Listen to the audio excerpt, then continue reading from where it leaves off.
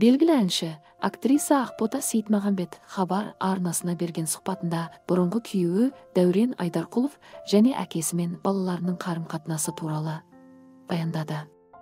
Өнер иесі бұрынғы күйеуімен не үшін ажырасқанын және осы күнге дейін байланысын үзбегенін жасырмай айтты. Иә, араласамыз. Өйткені баламызда, жұмысымызда ортақ. Жасырмаймын, әлі күнге дейін бірге жұмыс жасаймыз. Баласын кез келген уақытта көреді.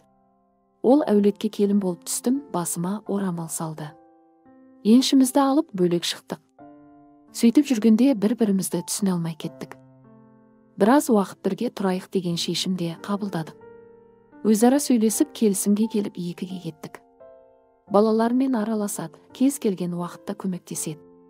Ол кісіні жамандай алмаймын, себебі балажан. Хабарласса баласын көріп кетеді. Жұмысқа шықсам, тойда, түсірілімде жүрсем де, балам өзіммен бірге жүреді. Сериалға түстім, балам 1,5 ай бойы жанымда жүрді. Әкесі алып кетеді, алып келеді. Кейде жеңгеме де тастап кетемін, құрбым да жақында Алматыға көшіп келді. Көмектесетін адамдар бар. Оның үстіне апам жақында зейнетке шықты.